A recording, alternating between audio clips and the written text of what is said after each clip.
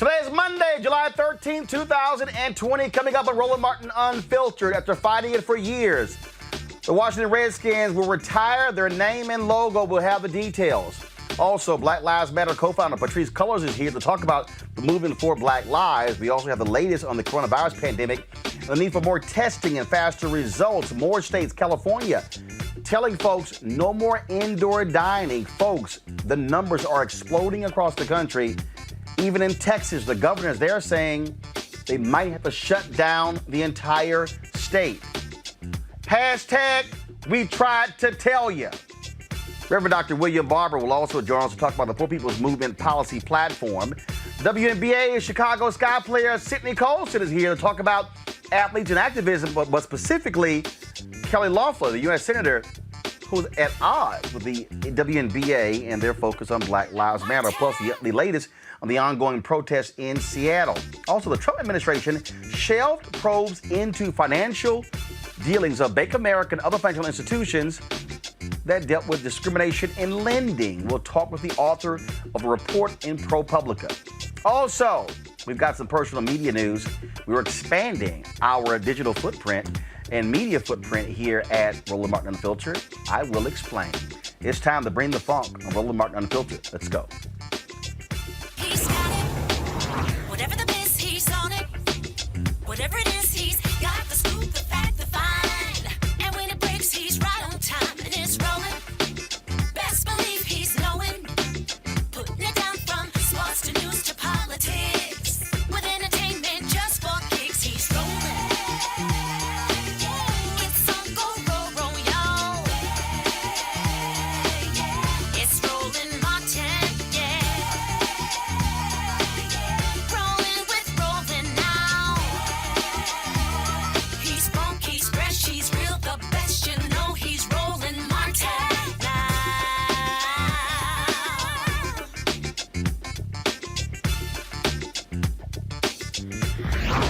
Martin.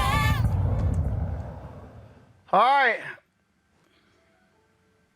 A new name and logo in place for the Washington Redskins. Well, not in place yet. They announced today that they are actually dropping that name as well as that particular logo. The announcement of a new name has been delayed because trademark issues are pending, but the announcement will come soon. This has been an ongoing battle in the NFL as they have been protested for years. The people saying that that is a racist symbol and logo as well. Joining me right now, Dr. Avis Jones-Beaver, political analyst, Mustafa Santiago Ali, PhD, former senior advisor for environmental justice at the EPA, Eugene Craig, CEO, the Eugene Craig Organization.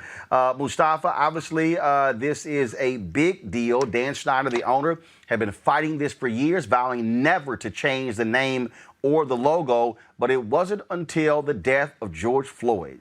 Again, and I keep telling everybody, the impact of the death of George Floyd 8 weeks ago on Memorial Day. It was that death that unleashed this reckoning across the country that has caused people to begin to examine Confederate statues, begin to examine what's happening inside of corporations when it comes to employment, when it comes to black promotion. And in this case, the pressure was put on by them because you had people, you had representing more than $600 billion in investment funds who wrote the folks at PepsiCo and FedEx saying, you need to tell the Redskins to take it down. The owner of FedEx is a minority owner of the Redskins. Not only did he say, take this down, he said, we will take the name of FedEx off of the stadium if you don't do it. Yeah. As we've talked about numerous times here on the show, if you really want to get people's attention, then you have to affect the economics. You got to hit them in the pocketbook. And when Dan Snyder, who did for a long time now, over a couple of decades, was saying that he would not change the name, now they have no choice but to do it because they know they're going to get hit in the pocketbook. And it's the right time. I mean, it's been the right time for a considerable amount of time now. I mean, that is a racist, it is a slur. If people understand the history behind the name, it's something that I've never used, because it goes back to the 1880s, maybe a little bit before then, when they actually were taking scalps of Native Americans, of indigenous brothers and sisters. And they used these names to dehumanize and to justify the behaviors that they were doing at that time. And then moving forward, it has also been used to dehumanize indigenous brothers and sisters, and all kinds of things have come out of the dehumanization of them. So I'm so glad to see that people are putting pressure on these entities and saying that if you do not change, we will remove our dollars. It's a way of the disinvestment that has needed to be done for a long time. Avis, again, pressure bust pipes, but as we've always said, money, money, money. When the money started talking to Dan Snyder, that's when he buckled. Absolutely. We know the saying, money talks, you know what walks, right? I mean, it's been very funny to see Dan Snyder's come to Jesus moment on this, because you guys might recall that years ago, he was bold enough to say it's never going to change. And, you know, as has been mentioned, once you start hitting people in the pocketbooks, all of a sudden they start paying attention. But it's a shame that it takes merely a financial interest to do what's right. All these years of people being able, you know, lifting up the fact that this is racist, that is insensitive. I mean, the history of that whole franchise, even beyond the name, is rather problematic when we come to race anyway. And so it is unfortunate that someone had to die, and we had to literally go through a movement to get this man to do what's right. But we are there. Although I tell you, I'm going to withhold my full judgment until I figure out what he's come up with next, because I don't quite trust. I don't quite trust his judgment. He's already shown in the past that morality, it appears, when it comes to these issues, is not his strong point. Eugene, in the White House today, Kayleigh McEnany was asked about this very change. Of course, they always have something stupid to say. This is what she said. Yeah, it's a good question. You know, I haven't talked to him since the specific announcement's been made. I have talked to him, but not specifically on that. But last week, his tweet made it clear that these teams name their teams out of strength, not weakness. And he talked about the Washington Redskins and Cleveland Indians looking at changing their names. And he says that he believes that the Native American community would be very angry at this. And he does have polling to back him up. There was a Washington Post poll from a few years ago that 90% of Native Americans say they're not offended by the name. It is reflective of a 2004 poll, and the Washington Post notes that many of these Native Americans voiced admiration for the team name, like Barber, who said, "I'm proud of being Native American and of the Redskins. I'm not ashamed of that at all. I like that name." Gabrielle Nez, another 29-year-old from the Navajo community, "I really don't mind it. I like it." And there are several other comments like this in the Washington Post. Deborah. Thank you, Kayleigh. Well, Eugene, there you go. These teams were named for strength. No, they weren't. And the team name is a racial slur. You know, Dan Snyder, you know, he resisted this. He fought it tooth and nail. You know, it literally came down to the corporate pressure. But the real schism here is that no matter what's happened in society, this White House, you know, takes the most extreme of positions, takes the most racist of positions, and tries to drive them through. You know, what Donald Trump tweeted out and what Kayleigh McEnany, you know, defended, by the way, you know, by, you know, pretty much reading off her responses, you know, she doesn't know anything, you know, she's dumb as hell. You know, it's sad. It's really sad. Well, again, the point that we keep making is that if you want to change America, you must go after money. And that's the bottom line. And so I think that, again, look, it'd be great if people actually made decisions for moral reasons, if it was the right reason. But this has always been the case of America. If you want to change America, you have to target the money. And I think in the aftermath of George Floyd's death, that's where everybody has to be thinking. It has to be about you go after the money. When it comes to the boycott of Facebook, you go after the money. When it comes to trying to get these media companies to change their racist hiring practices and to deal with the promotion of black people, you go after the money. In fact, you look at what's happening in the advertising industry, the exact same thing. We're going to talk about this thing a little bit later, but same thing, how they are penalizing even institutions over the coverage of different things like, oh, no, don't run our ad next to stories where it says protest or George Floyd or racism. That's what we're dealing with. America, it's always been about the buck. It sure has been. 100%. You know, even if you go back to the trafficking of Black bodies that built this nation, it was about the money. I mean, it's a shame that our culture is, quite frankly, so individualistic in nature. That's really just as American, no pun intended, as apple pie, right? We have a very individualistic nature that's built into the fabric of this country, which I would argue has a multitude of implications.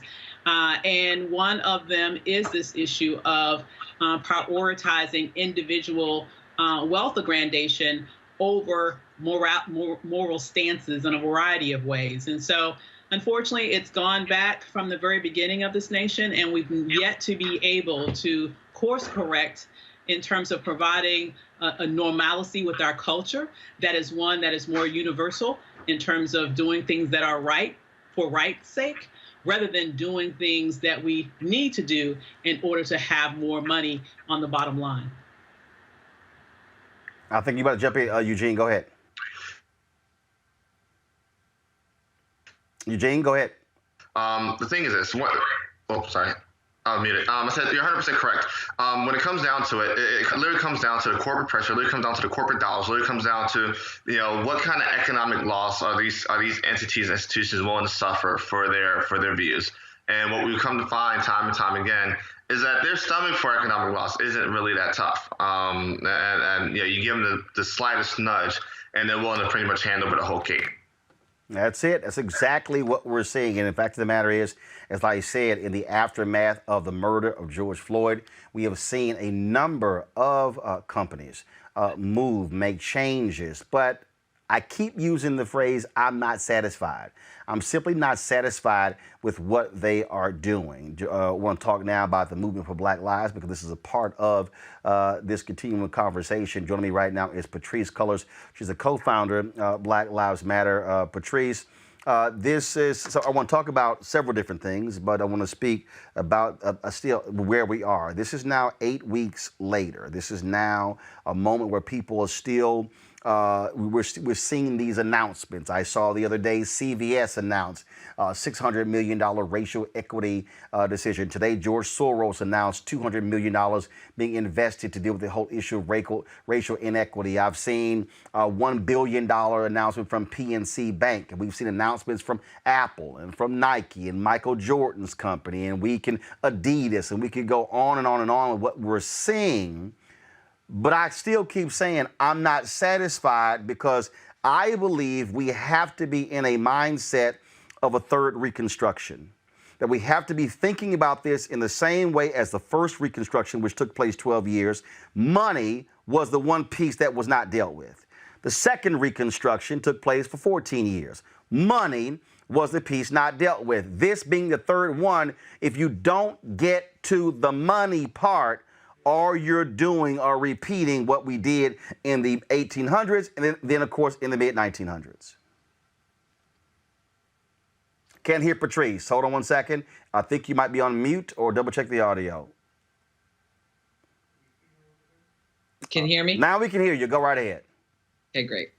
I think that's exactly right. I think part of what you've heard from our movement loud and clear is that we must defund law enforcement. And what many people get caught up on is this idea of focusing on law enforcement. What we're really calling for is a reinvestment into Black communities. And what we've seen, large in part, is a divestment from Black communities for the last 30, 40 years. And what we've only seen investment in is policing and incarceration. So we launched the Breathe Act. And that act is a legislative policy platform that's really challenging all the ways in which we've seen elected officials not have the real conversation, which is, where are our resources actually going? And why aren't they going into Black people having adequate access to housing, public education, healthcare, and so many other resources that we so desperately need? We needed those when George Floyd was killed. We needed them when Ahmaud Arbery was killed, when Breonna Taylor was killed, and we need them right now. Today is the 5th anniversary of the death of Sandra Bland. And the reality is, if you did not have that targeted policing, she would not have ever been placed in jail. She was targeted. She was tracked. That DPS trooper was waiting for that particular moment. And I think what people have to understand, you're absolutely right. We talk about defund the police. It's the amount of resources that are being poured into building jails and then funding police. And then it's always the boogeyman cry. Oh, no, if we do this here, violent crime is going to go up. When you actually look at the stats, the percentage of police, their involvement when it comes to violent crimes is really under 10%. And the number is not that significant. Really what we're talking about here, let's just cut to the chase, the amount of money that we pour into police departments is to make white folks comfortable. When it comes to this whole issue, it is not about actually dealing with the problem of crime. That's exactly right. I mean, you couldn't have said it any better. The role that police play is largely based off of myth. It's based off of what we see and on television and based off what we've seen in movies, which is the police are the good guys. They're the ones that keep us safe. And what that really is code for is they keep white communities safe. They keep white property owners safe. And what we've seen, though, I think in the revealing over the last decade of using cell phone video to actually see what police officers do is large in part they are dealing with low-level crimes. They're dealing with issues of poverty, actually, issues that have been criminalized, poverty being criminalized. So they're dealing with homelessness. They're dealing with mental health crises. They're dealing with domestic violence issues. They're dealing with people who are drug and alcohol dependent. And we have to really question, why have we given the police that much authority over mostly Black and poor people's lives? And so that, to me, is the biggest challenge right now. And then what do? We're saying through the Breathe Act that we actually have to look at our dollars. Where do we put them? And we have to pull them out of the places that are toxic, that are not helping our communities, and put those dollars back into the communities that really do need it. So let's just talk about that, the Breathe Act. Who are your co-sponsors? It was announced last week. We covered this on Thursday. Who are the co-sponsors of this bill? And is it going to pick up momentum and support in the House? So we have two champions of the bill. We have Congresswoman Rashida Tlaib and we have Congresswoman Ayanna Pressley. And we have been in conversations with the Congressional Black Caucus, and we have talked to several other Congress folks to just open up the dialogue about what the Breathe Act is really pushing for. The Breathe Act pushes for a divestment out of policing and military, and then it pushes for an investment into communities, Black communities in particular. And it's also looking at us having the conversation about HR 40, the reparations conversation. We want to lift that back up again. This is the time to take bold and courageous action in this moment. The streets, New York Times said it, Black Lives Matter is the largest protest movement the country has ever seen. This is the perfect time to make the kind of change that we need. We've also seen everyone at the local level, both at city, county, and state levels, making those changes. So we've seen school departments break ties with the police, saying, you know what, we don't need school police on our campuses any longer. We're seeing places like Seattle defund the police by 50% to put those dollars back into the community. Here in Los Angeles, our local Black Lives Matter chapter that pushed for a people's budget, forcing the city to actually decrease its dollars to LAPD, and also really pushing forward a new vision around how we deal with issues of homelessness and drug and alcohol dependency. So this is an opportunity, we believe, for Congress in particular to make bolder and direct asks. So there are a lot of people out there who are absolutely confused when they hear the phrase Black Lives Matter. Yes. You have the movement for Black Lives, then you have this Black Lives Matter network. Okay, so can you explain to people, because what's also happening is you've got corporations out there who are giving money. I saw one story where there was some group out of the Bay Area that wasn't attached to nothing, and some corporation rescinded a several $million gift to them. So let's talk. What the hell is the movement for Black Lives and the Black Lives Matter Network? What's official? What's not? Sure. Well, you have to remember when we started the Black Lives Matter, Alicia, Opal, and I, and today is our 7-year anniversary. So when we started Black Lives Matter, it was a hashtag. Right. Alicia said a phrase. I turned it into a hashtag. And then we turned it into an online conversation platform dialogue. Right. And it became a catchphrase for, out of all the stuff, Black Lives Matter.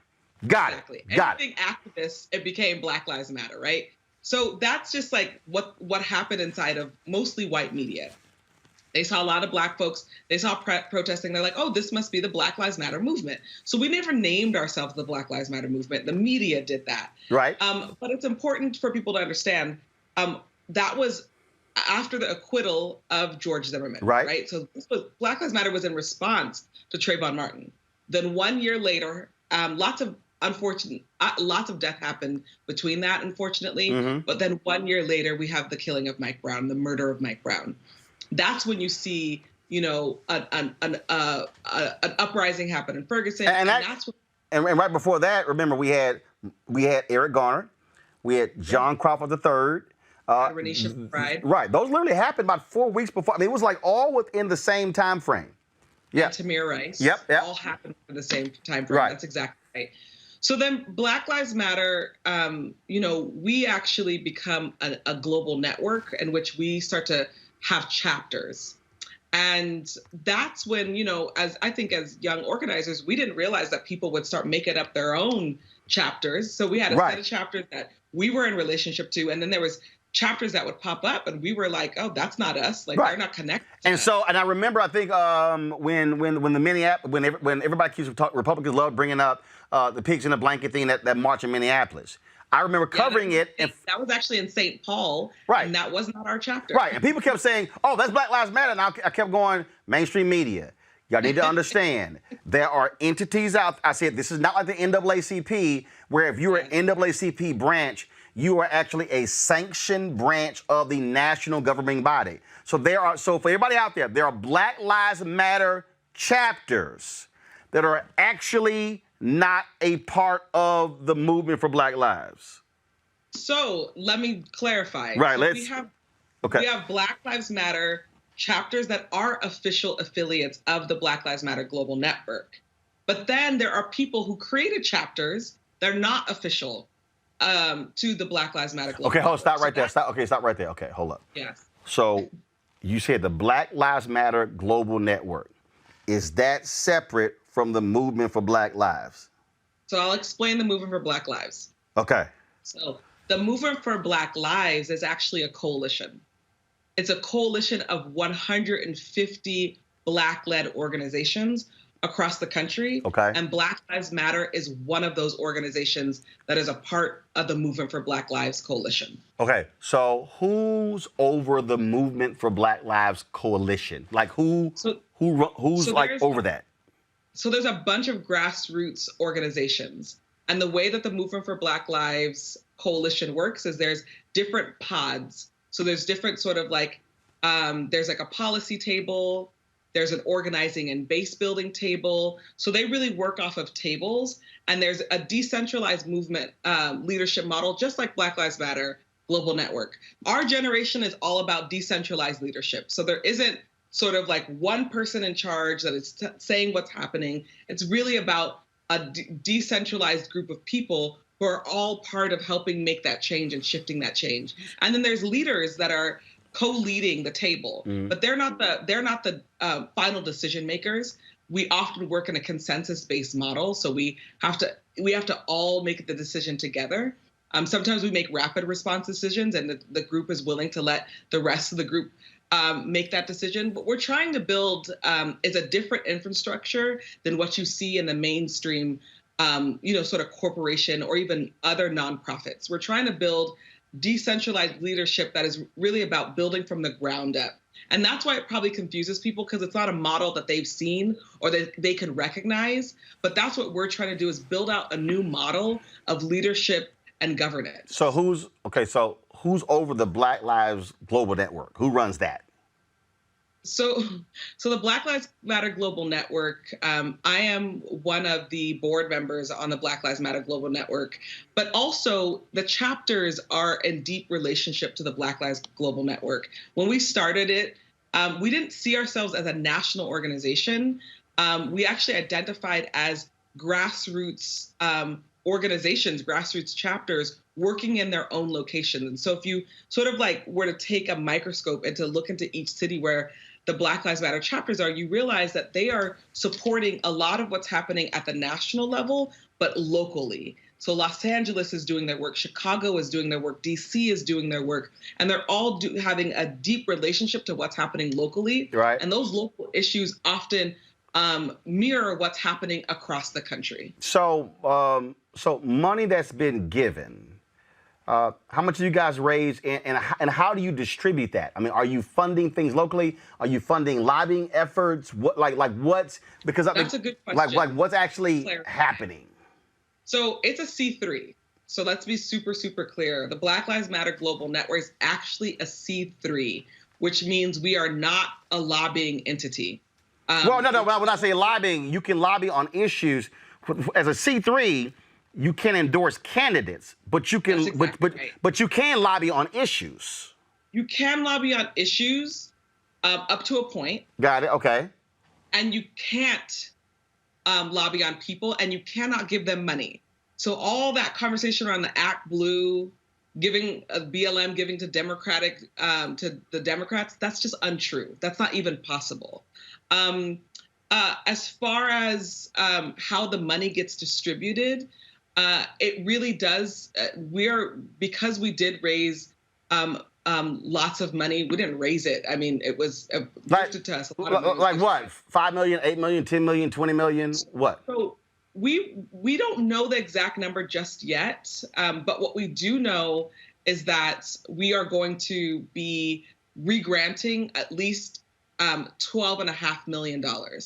And this feels important to us because we see ourselves as part of a movement-wide ecosystem in which those dollars don't just belong to the Black Lives Matter Global Network. We really see this as an opportunity to donate our dollars to our chapters, but also we're really interested in donating dollars to Black LGBTQ organizations. So when you say regranting, so let's say in the aftermath of George Floyd's death, when we've seen these announcements, this corporation is giving money to Black Lives Matter. That's going to the Black Lives Matter Global Network. Not all the time. That's why I'm asking the question, because, okay, so when you see that, is somebody calling them saying, yo, who the hell y'all giving the money to? I mean, because the fact that I'm asking all of these questions, I think this is part of the problem. So, because I keep hearing as well, folks are like, okay, we want to support Black Lives Matter, but who the hell do we talk to, and who do we call and connect with to make sure it's going to the right group? So some people know to get a hold of us, but the other thing, and this is a conversation that, we're trying to have at corporations, is you can't just make an announcement without having a conversation with the groups. Many of them, our lawyers have said, yes, they can technically, but it does create a lot of confusion if you just make an announcement saying we're giving to Black Lives Matter. There was a particular donor out in Texas who decided they're going to give lots of money to Black Lives Matter. I asked for the list, and what I saw was one of the groups was a Black Lives Matter group, but it was about 10 groups, and it was only one of them that was Black Lives Matter. So it's very deceiving when you say we're giving to Black Lives Matter, but now people understand, Black Lives Matter is an organization. There's also chapters. So who are you really giving to? That's very confusing. And that's something that we are having to deal with in the aftermath. Not all that money was donated to us. Some of it was donated to other groups. Some people, it was good for the corporation to make the public announcement, we're going to give to Black Lives Matter. Some of it, I personally had conversations and said, hey, can you actually give to other groups? You don't have to give to us. And so this is a conversation that we're having inside of our movement as well as, okay, this is the first time we've seen this kind of money. That's exciting. Dollars help us win things, but how do we do it in a way that's ethical, and how do we do it in a way that actually is responsive to the needs of our movement? I'm bringing in my panel here. Questions for them. I'm going to start with you, Dr. Avis Jones-Weaver. Your question for Patrisse Cullors. Hi, thanks so much for coming on and explaining. I think that a lot of people have, well, you know, I'm very sensitive to what you just mentioned about how a lot of people are giving, but they're not necessarily giving, it sounds like to me, possibly even to legitimate organizations, right? And I'm concerned that a lot of money that people who have the best intentions and want to support you think they're supporting you. But in some cases, I don't know, they could even be given to unscrupulous individuals and organizations. And so I'm wondering, what plans do you have about legal protections that you could put in place to guard your name such that it could not be utilized by unethical entities? Because right now, people are just giving money, and it's a tragedy that some of that money, it sounds like, are going to places where it should not be going. Sure. I mean, you know, in the case of the Black Lives Matter Foundation that was incorporated in Santa Clarita and that a ton of corporations gave, I think, up to $4.5 million to, it's hard because when we started Black Lives Matter, you all have to remember, we didn't realize it was going to become a global phenomenon. So when we started to think about, you know, protecting the organization, it was a little legally protecting it, right? Like making sure we have the name. It was a little bit too late because it became public domain. So we had to create new names like Black Lives Matter Network, you know, Black Lives Matter Global Network Foundation, which is the technical name of our organization. And when we created those technical names, by that point, there were groups like the Black Lives Matter Foundation that had been created, and we did try to stop it. We went and tried to stop it, and we didn't win. We lost that fight. And so then we have a moment like this where tons of people are donating, and then they're donating to what they see is called the Black Lives Matter Foundation, and they don't know the difference. And that to me is it's just challenging because it has a lot to do with just, you know, it being an unfortunate moment where people are so excited about donating and then donating into the wrong organization. I am glad, though, that a lot of people are resending those dollars and they are getting in contact with the right people. But it takes time. We live in a moment of misinformation and disinformation. And there's been full-on social media campaigns that make people confused about what Black Lives Matter is. And people don't know who to listen to. So I think these kinds of conversations and you know, Roland, I only would trust you to ask these kinds of questions.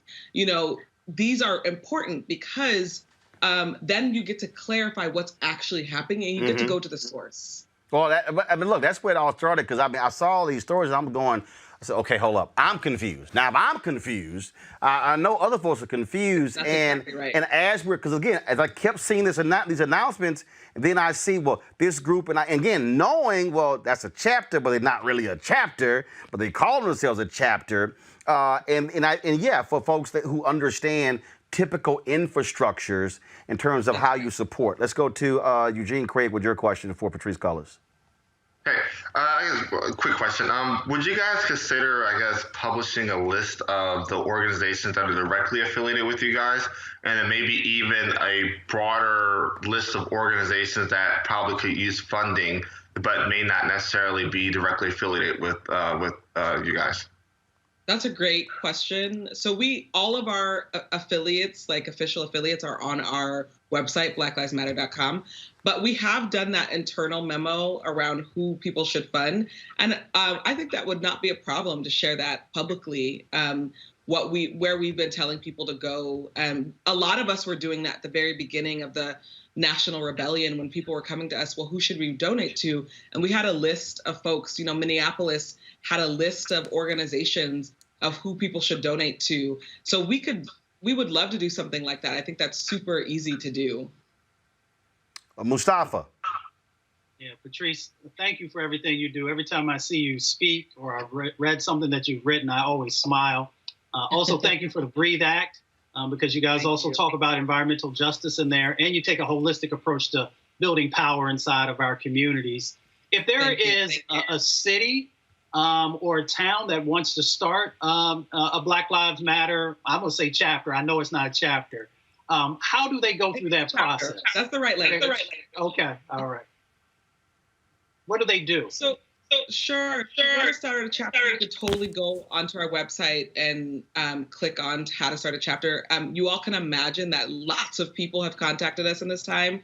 So we're asking people to be patient with us as we have so many folks who want to start chapters. What we also learned is that there's a lot of excitement to start a chapter, but there's a lot of work to building an infrastructure for a chapter. And, when we first started the Global Network, I wish I knew then what I know now of what it takes to build institutional infrastructure. So we also want to be mindful as we are working with people to develop their chapters, that we are moving intentionally, and that people, while they're excited, once you start a chapter and once you have that name, Black Lives Matter, it comes with a lot of weight and power. Also comes with a lot of baggage, because there's a lot of right-wing people that are going after us. All of our chapters have experienced doxing. All of our chapter leaderships have experienced some form of harassment. And so we want to be really careful and intentional as we build that out. And we didn't have that carefulness and intentionality when we built it 7 years ago, because we didn't know any better. But now we know better, and so we're moving slowly as we build out the infrastructure for chapters. And on that point that you just made there, I remember when this was definitely in the aftermath of Trayvon Martin, and I'll never forget, there was like after the verdict, there were a group of us who we were involved in these phone calls, and I remember being on the phone call, and you had different organizations and different people, and it was all this energy, and then folks all of a sudden were rushing to, we could do this, and we can call the Bloomberg people and the gun campaign with this whole deal. And I was like, I'm sorry, I got a question. Who the hell are we? And what are we doing?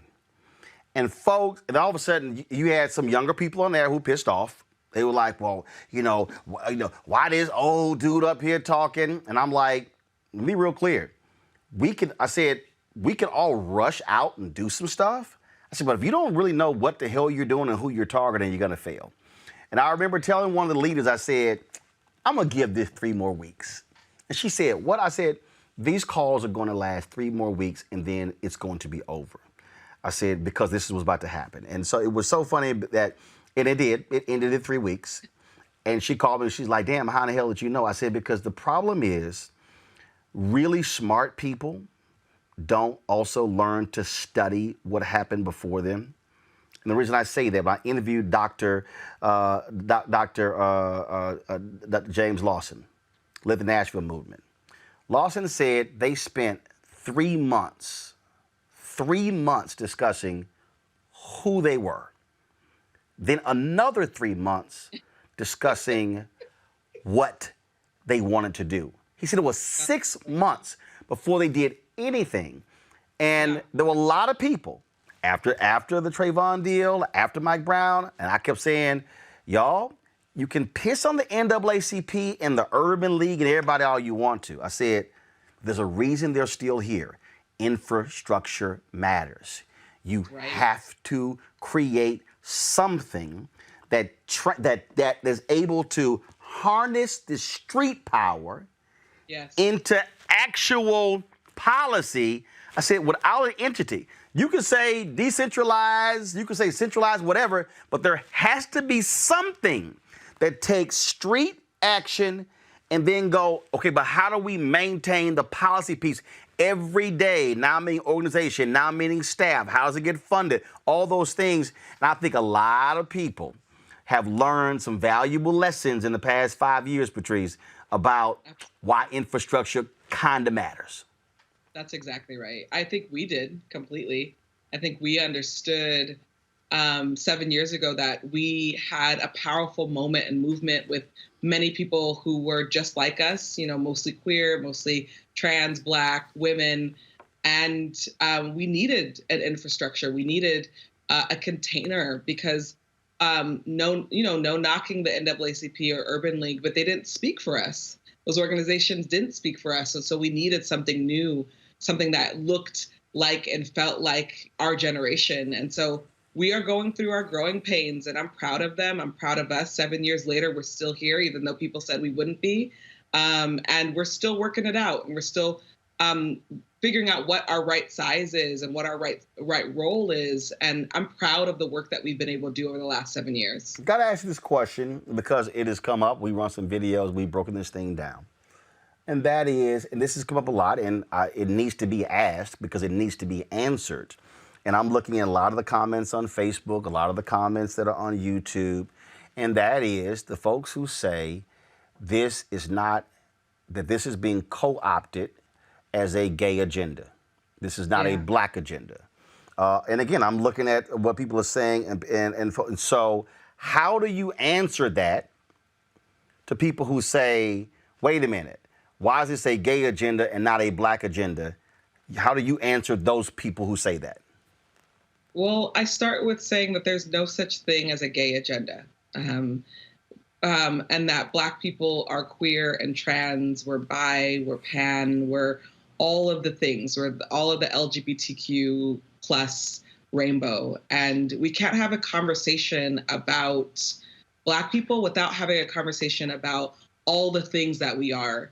And so this idea that there is a gay agenda, I think, is a homophobic idea. Mm-hmm. And I think it's really important that we are able to challenge when people say that and say that we have to fight for all Black people. We have to fight for all Black lives. Go ahead. Oh, that's it. Oh no, I thought I heard this finger snapping. I thought you had cut off. I thought it had cut off, and so I was kind of like, no, you're still live. You're still live. Final question here. You laid out the Breathe Act. What is the, and the reason I'm saying lobbying, that it requires putting the pressure on people on Capitol Hill. It requires going door to door.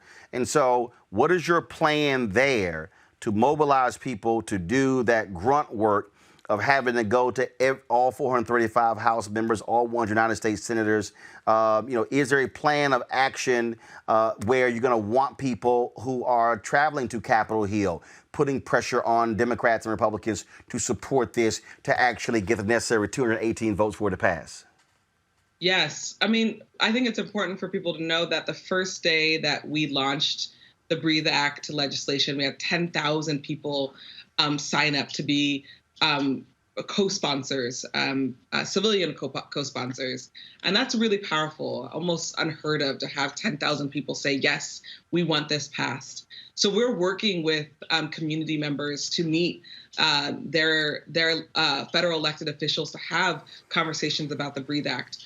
We're also transforming the Breathe Act into state and city and county legislation.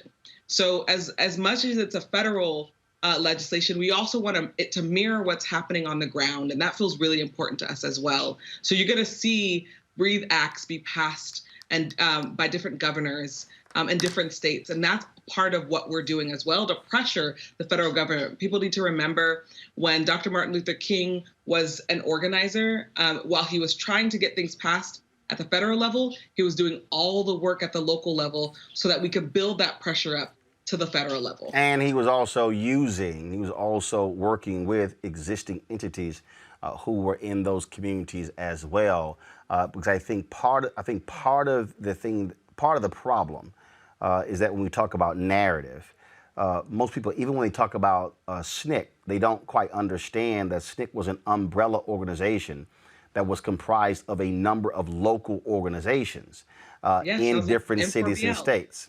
Huh? Sounds like M4BL.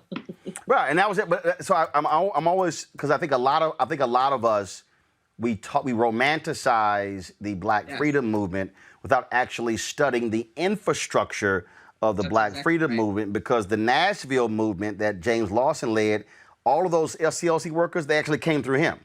So without Nashville movement, ain't nowhere to go to after that. And so it's reminding people that the local organizations absolutely matter, because the things that are done in Charlotte, in St. Louis, that are done, in Atlanta, and even when you start talking about in a city like Atlanta, it's also in this neighborhood and that neighborhood. It's not sort of this one overarching entity that's sort of in control of the entire thing. That's exactly right. And that's like perfectly put.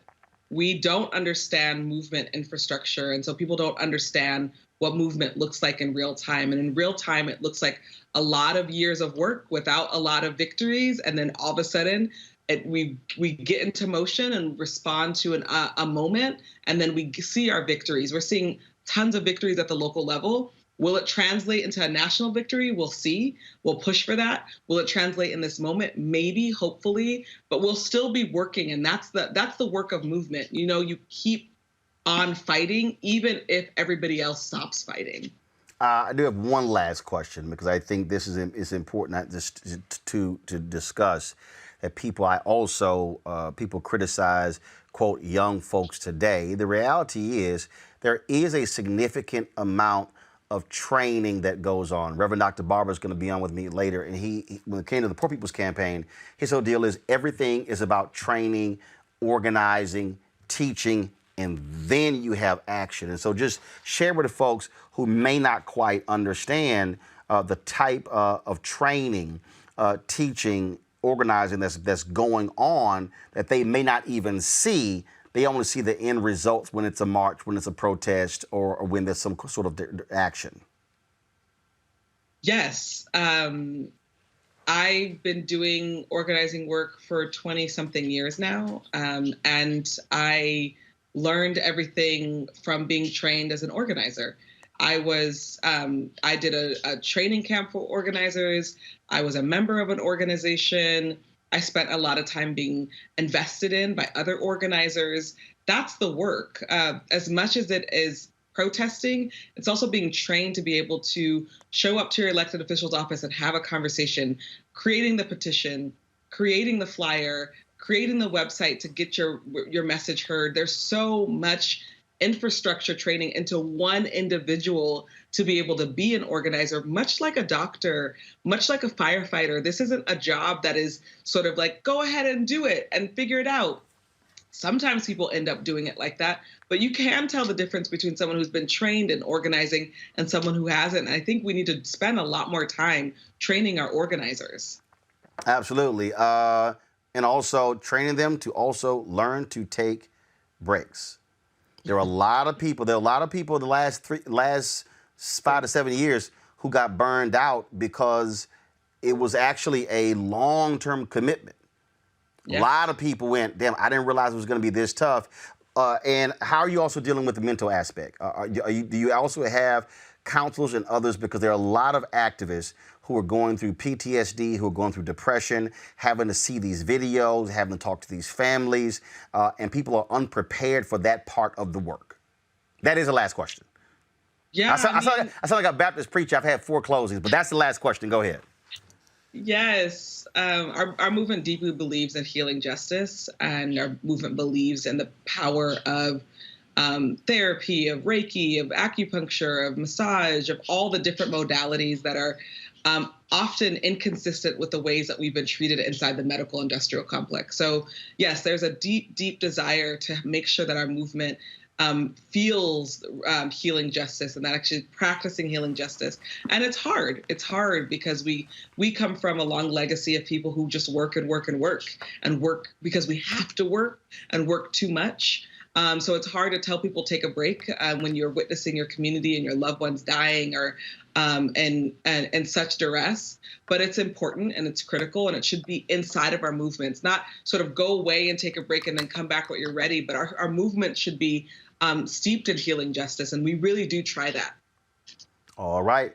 Patrisse Cullors, co-founder of Black Lives Matter Global Network, Movement for Black Lives. I think if anybody now has questions, they should just watch this video so now we have an understanding what all the pieces are. We appreciate it. Thanks a lot. Thank you so much. All right, folks, when we come back, we're going to talk about COVID-19. It is exploding across the country. California shutting indoor restaurants and bars down. Texas may shut the entire state down. Record numbers being set in Florida. Hashtag, we tried to tell you. But all these folks didn't listen. That's next on Roland Martin Unfiltered. There was a day earlier this year when our nation's intelligence and public health experts pleaded with Donald Trump to take the coronavirus seriously. Did he listen? No. What did he do? He probably scrolled through his Twitter feed or daydreamed about his next rally, or asked Lindsey Graham to play golf, or ordered fewer tests. Slow the testing down, please. And now, more than 130,000 Americans are dead. 3 million Americans are sick. Thousands more infected every day. Tens of millions out of work, isolated from the world. And what does Trump do? He tells us to live with it.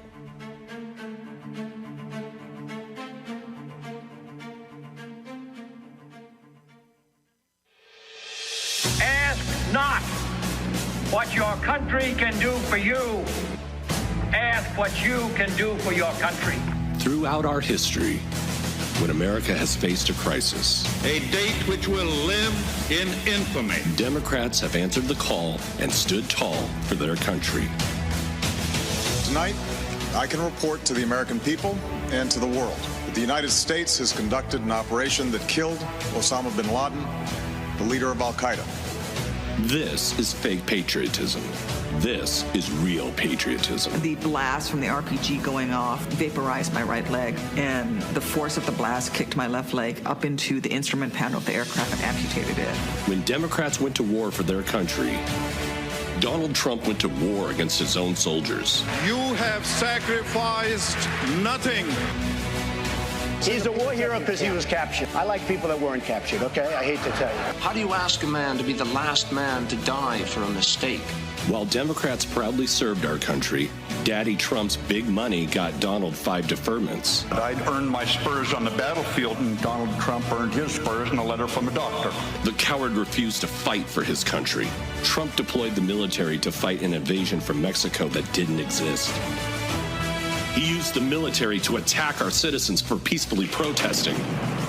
Donald Trump doesn't love his country. He uses the American soldier like porn stars that he cheats on his wife with.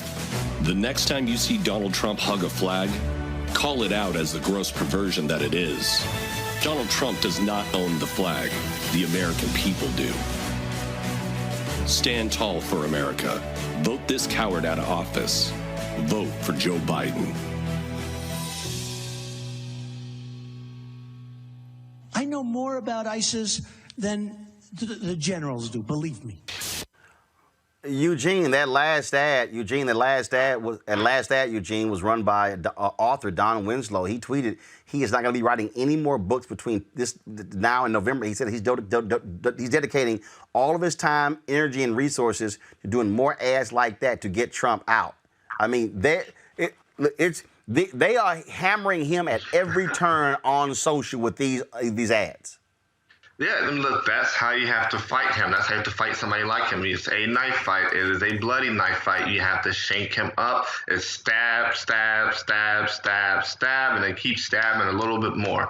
I really wish Democrats would pick up on it and put aside the feel good and, really understand that when you have somebody like Donald Trump, when they go low, you got to take their ass to the ground. Look, Mustafa, we are seeing, again, folks who are not playing. In fact, the folks at Vote Vets put together this commercial here, y'all, that with Trump in the mask. Watch this.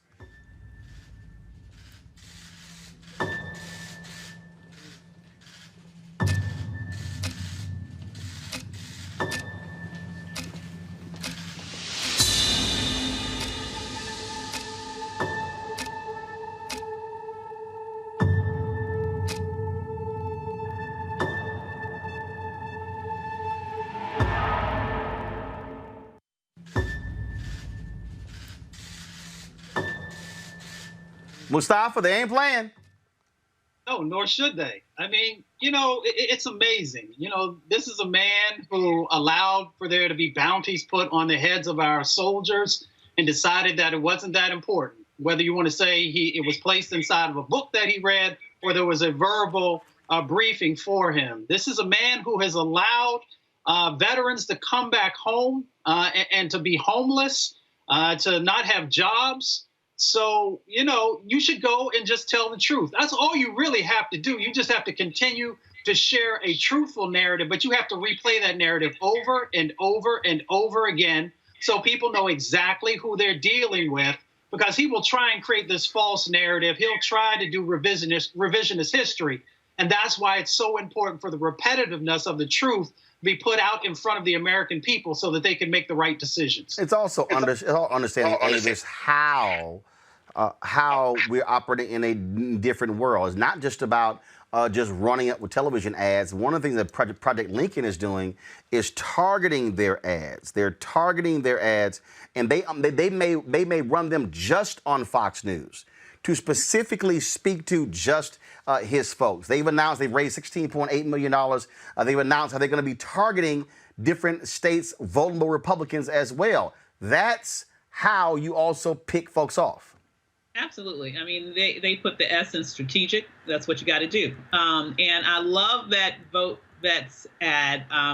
It was brilliant because, unfortunately, this clown does so many tremendously just outrageous things every day that it's hard to keep up. And that's this thing about not only ignoring, because I do not believe for 1 second he didn't know about it.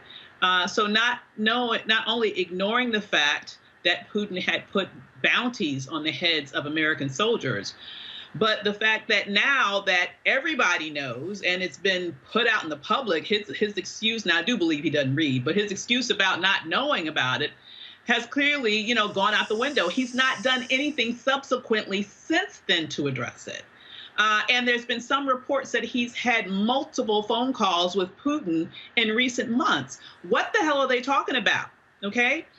So what I want to say is that this man is a danger. He represents a clear and present danger to this nation, not only in terms of allowing his best buddy, his daddy Putin, to get away with whatever he wants to get away with, but also in terms of his complete ineptitude that has led to the deaths of over 130,000 people as it relates to COVID. And God knows how many in the future, given the fact that over 60,000 people are being diagnosed on a daily basis right now. He is a clear and present danger to the American people, to the people who serve this nation in terms of in the uniform, a uniform as the previous ad showed, he was too much of a coward to wear. Well, bottom line is, again, as they're dropping these ads like mixtapes, we're going to be dropping them every single day, showing you the latest as well. All right, folks, the Poor People's Campaign, a national call for moral revival, was established in 2018 to set an agenda based on the needs and demands of the 140 million people who are poor and struggling in the richest country in the world. Since then, they've shifted the narrative to include building power among the poor to create systemic change. Now, why is this important? It's important because the number of poor people who have not voted could completely lead to a Donald Trump rout if they are mobilized, organized, and they get them to the polls. Joining us right now is Reverend Dr. William Barber. He is the president of Repairers of the Breach and co-chair of the Poor People's Campaign. Reverend Barber, always glad to have you here. We are in what I consider to be crunch time. This is mid-July. We have not much time between now and Election Day. I'm not even thinking just November 3rd. I'm talking about the time between now and the deadline to get people registered. I mean, this is where I keep telling people, forget all these polls showing Joe Biden leading 5, 6, 8 points, 11, 12, 14 points. Those are irrelevant. If you want to guarantee it that Trump gets taken out, you must leave no doubt and blow him out of the water. Exactly. And that means forget the polls, because polls don't vote, people vote.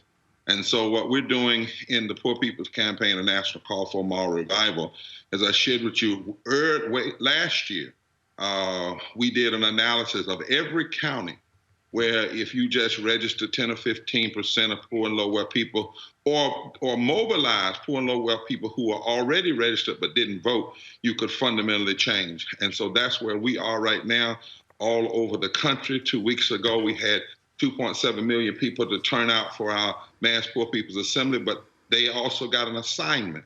That assignment was to register people to vote, sign people up for the census. We're launching something real big on the 26th of July, which is going to be a major, major mobilization A couple of pieces of it I want to hold, Roland, until you and I can talk about it, and then I want to share with your people. Sure. But we also are mobilizing people around an agenda. That's the other thing. People keep saying, well, this candidate, forget that. It's not about personality. It's about power. And they say, well, this particular candidate may not have everything we want. Well, then what you do is you look at, you do your chart. Whoever comes out on top, 70% of what you want, 80% of what you want, then you push them, then you mobilize, you elect them, and you let them feel your power at the polls so that if they win, they know that after the election, you're going to still keep pushing. But the last thing you can do is sit out. The other thing we're doing real carefully is we're doing a deep dive analysis of all these Senate races, Roland, because the reality is if we can track some of these Senate races that are now in play, they will also, if we have massive turnout around them, will also affect the presidential election. So it's crunch time now. It's deep time. It's winning time. And you win by the ground game. You don't win by what you talk about, but what you do about it. You make that point because today I was texting a very well-known entertainer. And we were talking about, I'm not going to give the name, we were talking about, of course, this whole deal, Biden and Trump and what folks are going to do for black folks.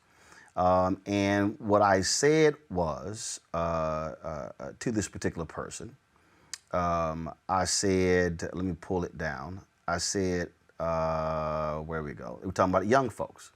I said, what I try to do is ask young folks, what do you care about? And connect the dots on why voting matters. I said, yes, Biden ain't perfect. He's had problematic stances in the past. And we are going to have to kick his ass to do stuff. I said, see, that's what folks never want to do. Black folks didn't want to do it with Obama. FDR said to A. Philip Randolph at a dinner at the White House that he was right about all of the racial issues in America. He then said, make me do it. I said this was why my issue when I talked about Diddy, when he talked about holding our vote hostage. I said you have to create an infrastructure that then, after the election, you then mobilize people to be able to say, these are our demands, and then if you don't do those things, we're going to drop 1,000 protesters in front of the White House. We're going to chain folks to the fence. We're going to put pressure. And then I told this individual who said that, he says, well, he said, this was his quote, Biden won't be listening to me, so tell him I said we need reparations. And I said, well, if he disagrees with you on the word reparations, I said, why don't you call it the third Reconstruction and present a plan with trillions in it? I said, to get his attention. I said, same thing, different title. I said, now is the moment to use our voice and our power. Let's use it. That's my problem, what you just said. People are sitting here saying, well, I need to see this, this, this. If he don't win, we know what this dude gonna do. But I got to make sure I'm going and let them know I'm going to ride your behind to get these things. And you got to commit to doing that and not disappear. And you have to put a plan out there, a clear plan, Roland. For instance, we're on this coming Thursday, July 16th. We've called both sides of the aisle to our own congressional hearing. We're going to invite both presidential candidates to look at a moral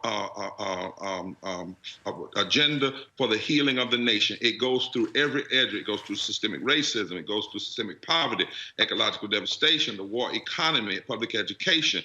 We've attached the money to it. We've found the dollars. We've got economists that have signed off on it. So we're real clear with them that we have an agenda. Now, in how we mobilize, we push for that agenda in full.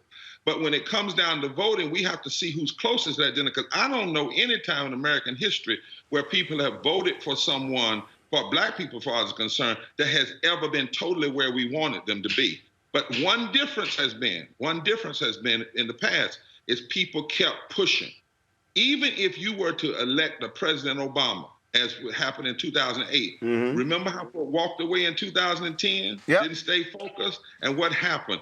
A new Congress came in, and that wasn't Obama's fault. A lot of that was on us. Well, there was a new Congress. Republicans took over state legislatures, and that's when voter suppression bills went through. That's when they began to attack other different areas. And that is actually what led to the Shelby v. Holder case that went to the Supreme Court where they gutted the Voting Rights Act.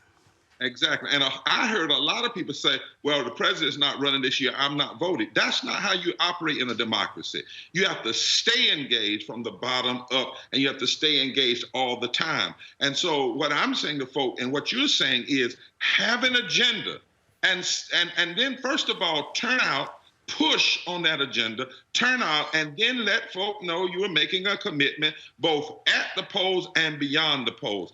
Because the one thing you know, if McConnell goes back in there if he goes back as the Senate leader, and if Trump goes back in there, if you think it's bad now, can you imagine what they would do with not having to worry about another election holding over their head? I mean, we can clearly see. And in some sense, I love that quote from A. Philip Randolph that Franklin Delano Roosevelt told him, and Franklin Delano Roosevelt, of course, was a Democrat. We have to make people good presidents and good senators. Even in my church, Roland, I say to the deacons all the time and the members, you all have to help push me to be a great pastor by having a vision bigger than just yourself. And it's the same is true in politics. The other day, Biden gave a speech. Now, it wasn't perfect, but there were some things in there we ought to be glad that we're starting to see. And like he started talking about, we can't give people, call them an essential worker and not give them the essentials they need. We can't just praise them and not pay them. We need to, what does that mean? Okay, if that means everybody's he's behind $15 an hour in a union, that's 49 million people that have come up out of poverty. And that means that will impact 54% of all African Americans, because 54% of all African Americans make less than a living wage. We've got to analyze every piece of this. He talked about Title I. And interestingly, he talked about Title I in Pennsylvania, in Lancaster County. And I wish he had pushed it more. But what he was saying is 18 counties up there, and those are primarily white counties. We know that the current education person, Betsy DeVos and Trump, they want to end Title I. They want to get rid of it. And we know how that would devastate public education. So we have to do analysis, and push our agenda, and we have to be relevant at the poll. Anybody who thinks this democracy is about doing one thing, it's not about doing one thing. It's about agitation. It's about voter registration. It's about voter participation. Sometimes it's about nonviolent civil disobedience. Sometimes it's about preaching. Sometimes it's about protesting. But the one thing it's not about is apathy. Well, that's why, look, and we've talked about it beforehand, and I don't care. People can disagree, and I said it when it actually happened. Black people stayed at the inauguration parade for 8 years. It took black leadership 5 years to actually come together, to put together some semblance of a unified agenda. I was at that news conference. I thought it was a joke. And then it took them 9 months after the news conference to actually print the doggone document. I'm like, damn, it don't take 9 months. And I think what happened was too many of us, we were hyped about seeing a black president, a black first lady, a black first family, and we did not demand of the 44th like we demanded the previous 43rd. And that's the whole point. You got to make me do it. And that means putting that pressure on them. And there's nothing wrong with pressure. Well, do you remember when Obama was running and he did that interview with Rick, forget his name, he was a pastor, Rick Warren. Yeah, Rick Warren. And Warren asked him, if Martin Luther King was alive, would he be supporting you? And people forgot what Obama said. He said, no, he would be pushing me. Yes. He would be pushing me. And so it doesn't matter. And even in this moment, we have to be very careful with symbolism versus substance. I was sharing with somebody, they got a little upset with me the other day because I said, I believe the statues ought to come down. God knows they've been up too long. They should have never been up. And I believe the flags ought to come down. But if the statues come down, but the statutes stay up. Right. If Lindsey Graham says, oh, I believe the Confederate flag should come down, and we go, oh, yeah, Lindsey Graham, but he's still against fixing the Voting Rights Act. He's still against living wages. He's still pushing policies that are racist. Racism is not about symbolism. It's about substance. Should they come down? Yes. But what we ought to do is not stop there and not hype that and not suggest that is somehow dealing fundamentally with racism. It is dealing with symbolic racism. But even those statutes, every one of them that were put up, most of them came post 1898, and every one of them you can trace back to policies. When those statutes went up, they went up to signify policy changes. And real racism has to be dealt with by policies. And that's why Roland, whoever it is, whether they're black or they're white or they're brown or they're indigenous, if they are joining with this agenda that we've talked about that addresses systemic racism, systemic poverty, I'm saying, come on, let's fight and let's let you know, because every movement in history has had some diversity. But first and foremost, we must push a plan and an agenda beyond personality. And if you get to plan versus personality, the personality is not going to drive you away from the poll. Your plan is going to make you go to the poll, so then you can change the personality and make the personality move in a direction that will be healthy for the whole country. Reverend Dr. William J. Barber, I appreciate it, my frat brother. Thanks a lot. Take care now. Bless yes, you, sir. Man. Yes, sir. Folks, as of today, there are 3.37 million cases of COVID-19 infections in the United States. 137,000 people have died with the disease and 989,000 have recovered. The Trump administration has repeatedly attributed the increase in the coronavirus case count in the U.S. to an increase in testing. But if you look at the data, that isn't the case. Studies have shown more testing and faster results are needed to stop the spread of the virus. Folks, look at this particular chart right here. See when those numbers go down, but then all of a sudden, watch the blue line for the United States. Tracking down, then all of a sudden, up, up, up, up, up, up, up, up, and it continues to go up. That, Mustafa, is our reality. And we've seen announcements in California where Governor Gavin Newsom has announced they're shutting down indoor bars and restaurants to stop the spread of coronavirus. Texas, Governor Greg Abbott, who opened the state on Memorial Day, is now saying the entire state may have to be shut down. That was a stupid decision. Governor Ron DeSantis is admitting that testing is not the issue as to why the cases numbers are exploding in Florida. What we are seeing, Mustafa, all of these people who ignored the warnings, who refused to put on their mask, who did not want to keep washing their hands, who wanted to keep going out to pools and beaches and everything else, and now all of a sudden they're seeing what's happening where places like New Zealand, they have completely eradicated coronavirus because the leaders led and put the right actions in place. And as I've often said, they should have some culpability in all the lives that are being lost and the wealth that's being lost also by folks who are going through, having to pay these tremendous medical bills and so many other things. It's real simple. We've been talking about this, I think, since February, at least on this show. Maybe if people had been watching and paying attention, they wouldn't have made some of the mistakes that they have. But the CDC has had guidelines for folks. If you do A, B, C, and D, this is what will happen. If you don't, this is what will happen. The WHO also is shared. So we have lessons from across the planet, and we have the lessons from right here in our own country, and they've refused to pay attention to them. They're actually allergic to science for some reason. We've seen it play out in a number of different decisions on all kinds of different issues. And when you don't pay attention to the science, when you don't pay attention to experts who have spent their life in this field, Dr. Fauci and so many others, then you are going to see, unfortunately, more people get sick and more people are going to lose their lives. And this is the reality. And what we're seeing, the fact that you have a governor like Greg Abbott in Texas, Avis, who all of a sudden is going, we may have to shut down the entire state. What he should be doing is saying, I apologize. I apologize for being an ignoramus. I apologize for ignoring Sylvester Turner, the mayor of Houston. I apologize for ignoring Judge Hidalgo in Harris County. I apologize for ignoring these big city mayors who were saying this is a stupid, stupid idea.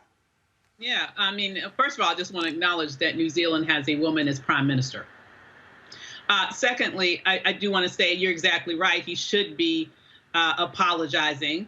But the bottom line is that so many Republicans all across the country have sold their souls to this person who resides at 1600 Pennsylvania Avenue. And they preference staying in his graces even more than they care about your life.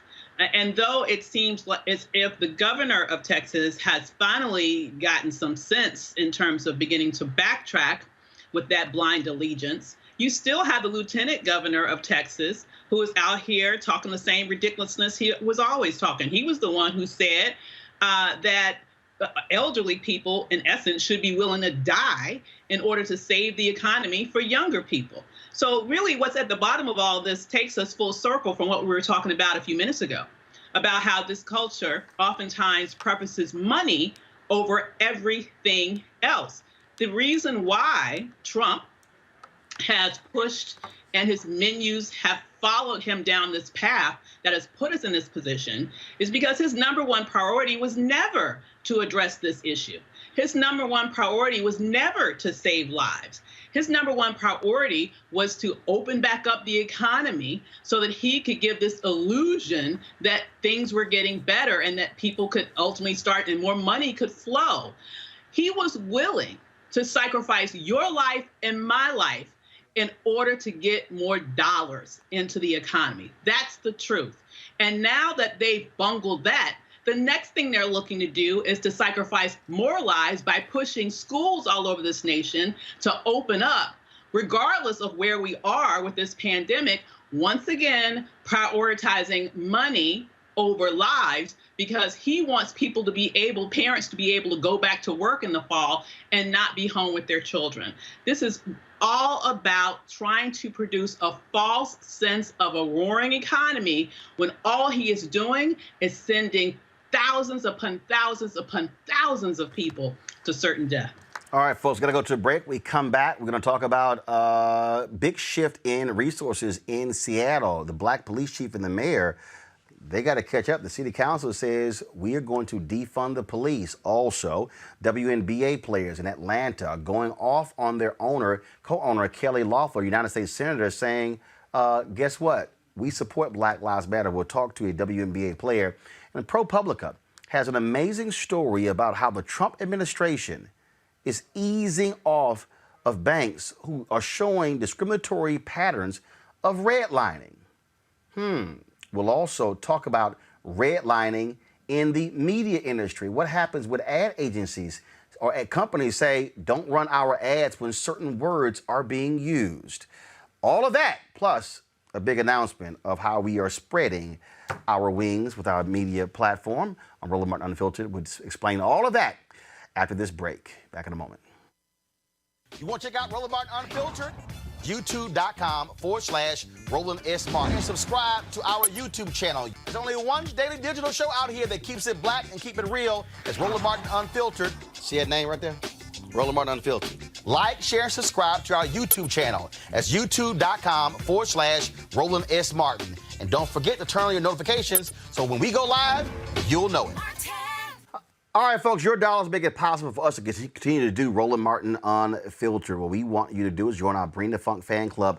Our goal is real simple, to get 20,000 of our fans contributing at least $50 or more by the end of the year in order for us to meet our goals. Now, why is that important? That comes out to the $4.19 a day, $4.19 a month, 13 cents a day. And this allows for us to be independent and free to speak to the issues that we care about. Now, here's the deal. Right now, and I'm looking, numbers don't lie, 100 of you, or 94 of you looking on Periscope right now, 766 on Facebook, 5,000 plus people are watching right now on YouTube. Well, guess what, folks? That's almost 6,000 people. We have a total of 9,500 people who've actually joined our Bring the Funk fan club. Some folks have given $50 or more. Some have given $1,000, $2,000, you name it. Others have given $25, $10, $5, $1. Every dollar counts. So we want you to support what we do. Go right here. Pull it up. Cash App, $RM Unfiltered. PayPal.me/R Martin Unfiltered. Venmo.com/RM Unfiltered. You can also send, of course, cashier's check to New Vision Media Inc. NU Vision Media Inc. 1625 K Street Northwest, Suite 400, Washington, D.C., 2006. Folks have sent money orders, and we certainly appreciate all that they do. Again, folks, there is nobody who is doing this type of show, covering the kind of issues, bringing you the quality black guests that we do every single day.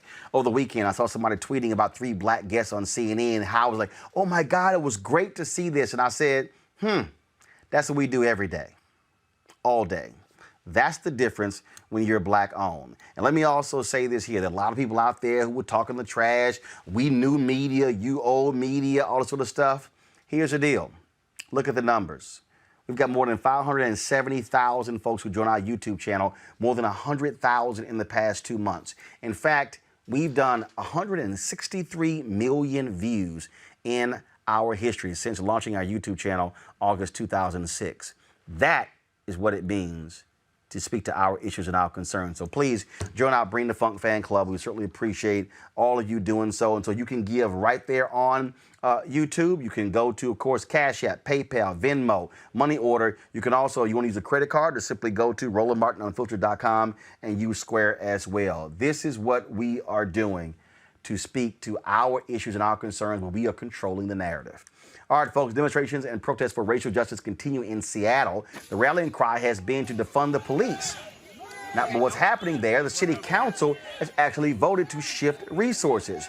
The police chief there and the mayor have been trying to fight that, but the reality is the votes are there on the city council. Now the police chief and the mayor are putting forth their own ideas on how to make that shift. Joining us right now is Seattle activist and radio host, I call him Angela Rye's daddy, Eddie Rye Jr. What up, Eddie? Hey, how you doing, Roland? Everything is going great. As well as it can be expected, being sheltered in place, being an older brother. I don't want to take no chances out there, so the people that are paying a heck of a price for it right now. Indeed. Everything is going great. Indeed. Folks have been out there obviously protesting, and of course you now have the police chief and the mayor who realizes that they got to play catch up. The city council has the votes to shift these dollars. And so what should that look like? When we talk about defunding the police and shifting resources to other areas of need in Seattle.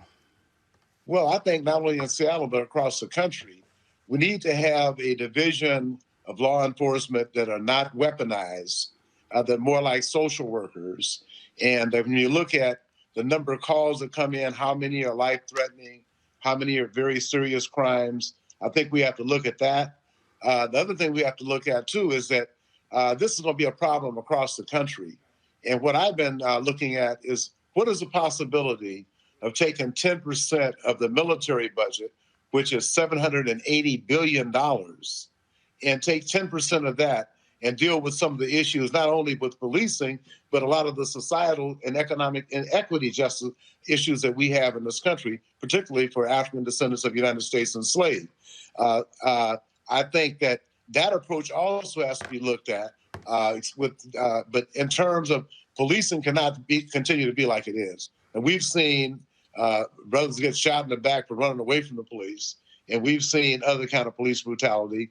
And the George Floyd execution that was videoed, the cop knew he was being videoed.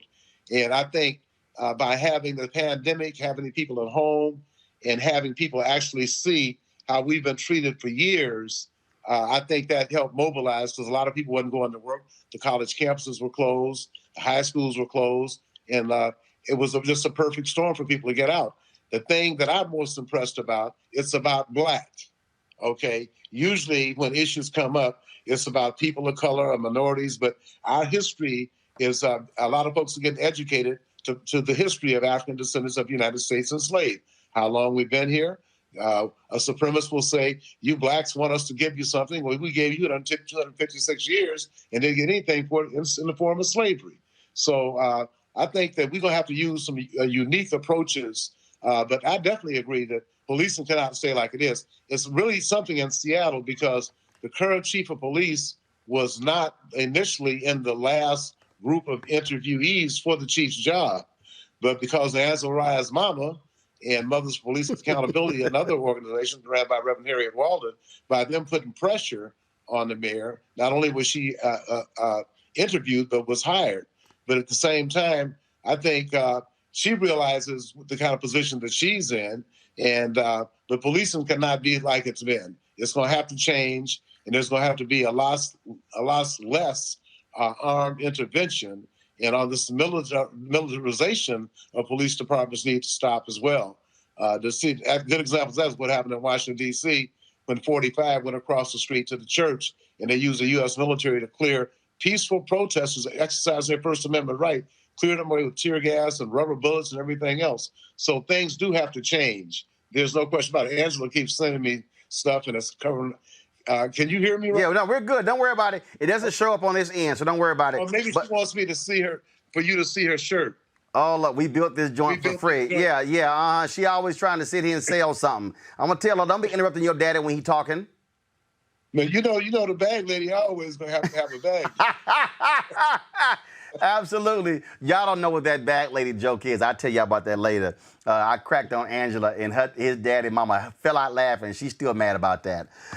Eddie, another thing. Yeah, go ahead. Another item that I wanted to also, in terms of economic equity and justice for African descendants of the United States enslaved, I had recommended to more than one member of the Congressional Black Caucus that we have a federal designation for African descendants of the United States enslaved and have a department in every federal agency ran by us for us, and have contracts and other opportunities where we don't have to go through a white man to get the participation.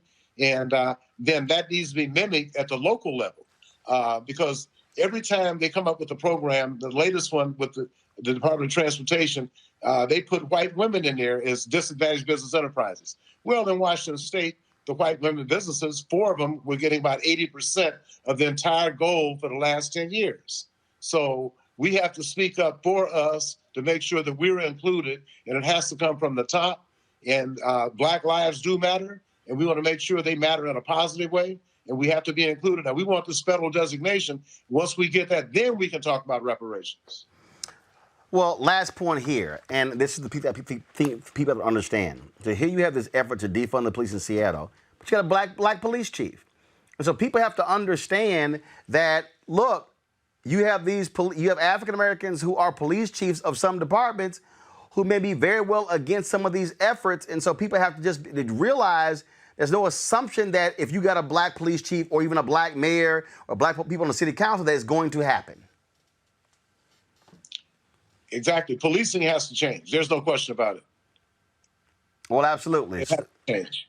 So, I mean, the mechanics, I don't know. I wish I did, but it has to change. There's no question about it. There has to be a lot less armed intervention on little societal issues and mental health issues, or somebody sleep at Wendy's drive-in and end up getting killed. That got to stop.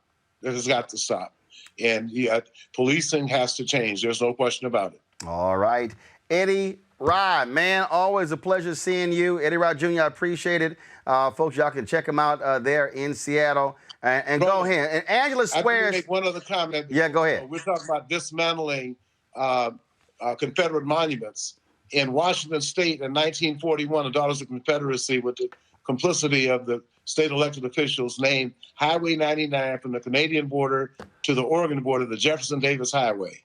And in 2016, we finally got them to change. It's supposed to be named for a black Civil War veteran, U.S. Civil War veteran, by the name of William P. Stewart, who's buried in the county just north of Seattle. The brother's signs haven't gone up yet, but that's one of the largest Confederate memorials, I think, in the country, was in Washington State. Did not become a state till 1889. All power to the people. All right, then. We appreciate it. And again, Angela swears she did not tell you to show the shirt. I think she lying. So go ahead and show the shirt again, so she won't be sending me a text and you a text. And so we built this joint for free. Y'all can actually go to Angela Rye's website. And so there you go. You tell her you did it. She fine. She can stop sending you text messages. I surprised her. That's all. Eddie, I appreciate it. Family, brother. I understand. I appreciate it, brother. Thanks a lot. Thank you. All right, folks. In 2018, bank regulators trained to spot discriminatory lending detected something out of place at Bank of America. The bank was offering fewer loans to minority home buyers in Philadelphia than to white people in a way that troubled examiners from the Office of the Comptroller of the Currency. Now, this is according to 2 people directly involved in the probe and internal documents reviewed by ProPublica and the Capitol Forum. Since Trump took office, this particular office has quietly shelved at least 6 investigations of discrimination and redlining, according to internal agency documents and 8 people familiar with the cases. Joining me now with the investigation is Patrick Rucker. He's a reporter for the Capitol Forum. Patrick, Donald Trump loves to talk about all the stuff he's doing for black folks. And Paris Denard and Roland McDaniel love to say, oh, how he's helping black folks. This is a perfect example. Black home ownership is at 44%. It was down to 41%, the lowest since the Fair Housing Act was passed in '68. Right. But this is a perfect example of how they have been undercutting civil rights in this administration. Well, I can tell you this was pretty surprising to me, and I think it's, it speaks for itself. I mean, 6 cases. One, of course, is quite a big bank. Everyone knows Bank of America. In that instance, the examiners didn't get as far as they felt they should have before the exam was halted. It's all happened behind closed doors, and the investigations that in several instances there was something very concrete was found to be discriminatory. In the case of Bank of America, they never even got to the bottom of things before the probe was stopped. So if you read the story, you obviously have. I think anyone can see this is 6 specific cases in the last 4 years, Trump administration, where serious problems were detected. Some of these agency staff wanted to go further. They said we need to publicly sanction some of these banks. If you don't sanction them publicly, no one will ever know these abuses were happening, and they just vanished. And if it weren't for some sources and people that felt this was important to bring to light, we probably would never know about it. Well, folks also don't understand is that, look, this agency is a critical component to enforce the community, the CRA. And that's the problem here. What people don't understand is that these banks have a huge role in determining who gets to buy homes, and also in terms of what those interest rates are. And in fact, this administration, first of all, this is no shock, because one of the first things they did, what Republicans in the House and the Senate, and Trump signed it into law, was to cut out Obama-era rules when it came to ending discrimination against blacks in buying cars. Yeah, no, this is, again, this guy's been president for 4 years, so a lot of almost 4 years now, a lot of the he's done is speaks for itself, and what you just explained is plain to see. Then you have someone who's taken over the OCC. I'm reading this story who says, oh, we've been doing this, that, and the other. Yeah, but if you don't have any current investigations, and? Yeah, and there are many agencies that have a responsibility here, and all of them, we look at one, but you can see they're taking the foot off the pedal in terms of going out, doing the investigative work, trying to build the case to either bring them into settlement or take them to court. That's the Justice Department. That's the CFPB you mentioned. That's Elizabeth Warren's agency she created, the Consumer Financial Protection Bureau. You can see this part. You don't need a secret source or anything to tell you. You can see they've all pulled back from their enforcement. So a lot of this stuff's sort of in plain sight. They're just not enforcing the rules that are on the books. And that's exactly what the issue is. Patrick Rucker with the Capitol Forum. Great job. We certainly appreciate this story. Thank you. I'm going to pull in my panel here, Mustafa. Again, this is where the federal government is to protect the people, and the Trump administration undercutting civil rights. And that's why I keep saying, stop listening to these fools when they say, oh, I've done criminal justice reform. Oh, this is what I've done for HBCUs. But you ain't doing a damn thing when it comes to black people facing discrimination when it comes to buying homes, which is about owning property. I mean, policy without accountability, without any teeth, that doesn't have any real meaning. And it puts us at a significant disadvantage because we know policy on the face sounds okay, but in application, it is our communities who continue to be disproportionately impacted. And I'm so glad that you are raising this, because I continue to talk to people around the country about the lack of enforcement underneath of this administration. Whether you look at the Department of Justice, if you look at EPA, if you look at HUD, if you look at some of the dollars that flow through the Department of Transportation, and then, of course, today we're talking about the OCC, which many people don't even know that exists. But, I mean, they have a distinct responsibility in making sure that redlining is addressed, and you also talked about CRA. And I hope people understand that this is about power and this is about wealth. because we know that most people actually garner wealth through their ownership of their own homes or land and being able to then pass that down from generation to generation. And that's the reason we had been stopped in the past and still in present day, and being able to fully participate in that process, if you will, because people understand if you start to build power, then you have the resources to actually make sure that the framing that is being done on present and future policies and actions looks differently, because you can hold people accountable. You have the resources then to help to fund candidates who are going to do the right thing. You have the resources that you don't have to spend all the time at work, so you can engage in the civic process. You can engage in community meetings. You can engage in the framing out of what our democracy is supposed to look like. And this right here is what we're talking about when it comes to power. And Avis, a real estate guy, he knows what this means. They know exactly what they're doing. Absolutely, they know exactly what they're doing. And I would just say, the goal of this person who has yet to release his tax forms, who is nowhere near as wealthy as he claims he is, but he does understand real estate. You're exactly right. And it's my belief that he is specifically looking first and foremost to see what he can pilfer for his own family while he has this office. But secondly, this really is about doing everything that they can in order to continue the economic extraction of money from the Black community and the economic oppression of Black people. There is no illusion in my mind that this administration at all wants to do anything to advance Black wealth, because if that were the case, then we'd be seeing some very different actions than we've been talking about here this evening. I want to bring up another form of what I call economic redlining. Guys, go ahead and pull this up. I had to pull up on my phone. I can't pull up on my pad. And that is, the Wall Street Journal dropped this story right here where it says, Target MTV blocked ads from news mentioning George Floyd and protests.